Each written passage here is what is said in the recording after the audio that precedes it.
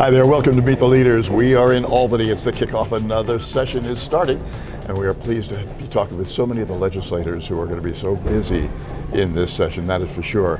One of those is Diana Richardson.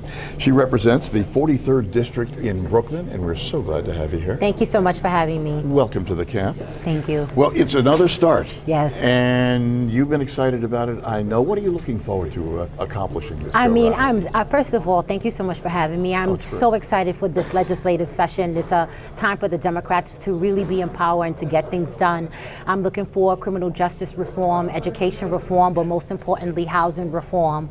As you know, we have a slew of homelessness within the city and state of New York. And my district particularly has the third highest concentration of rent-stabilized apartments. Evictions are up in our county. And so in this legislative body, we have an opportunity to do something, and this is the year.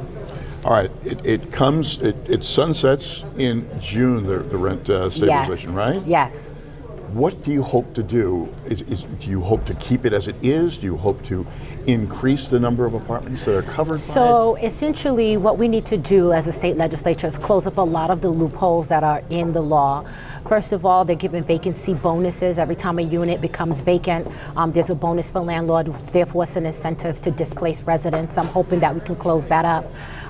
There's different legislation on capital improvements, MCIs, IAIs. We need to close those loopholes up. Now, what are those?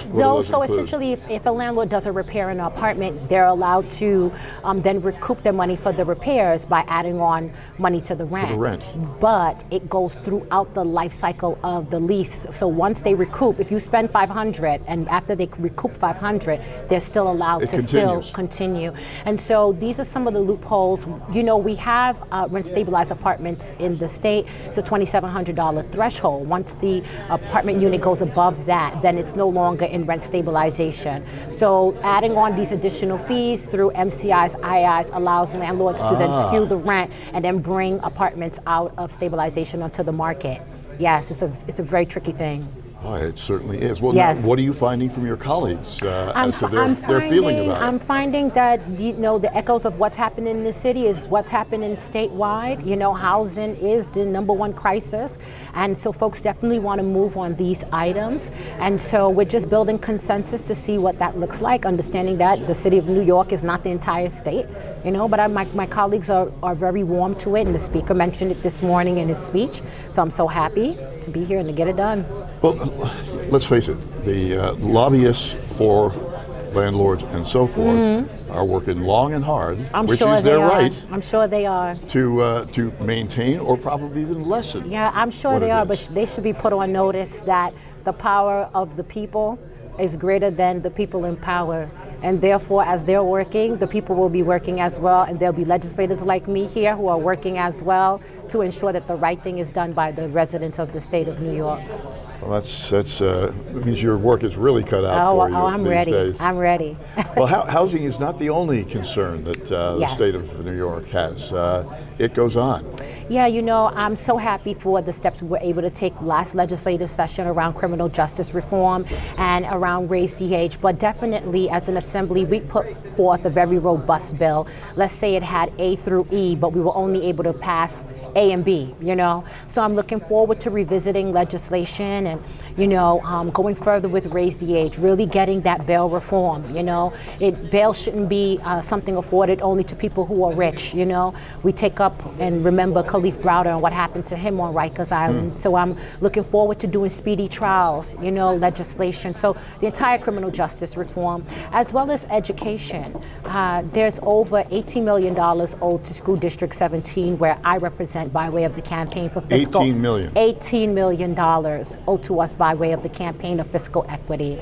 And, you know, I shout out the governor, you know, and we thank him for increasing the budget around education all these years, but the money is still owed to our school districts, which is by way of a lawsuit. So I'm looking forward to doing education reform. That suit is underway now? The lawsuit is already won. The state of New York owes us a lot of money, but my school district particularly is owed $18 million by way of campaign of fiscal equity. Well, what remains to carry it out? The governor needs to release the money and he has to pay. court says The you court have to says pay? We started paying in 2008, and then we fell on hard economic times as a country. And then as a legislature, we stopped paying, saying that we needed So to. that goes back 11 years? Goes back 11 years. But remember, if you add it up, the New York State Senate was hijacked for the last 10 years, right?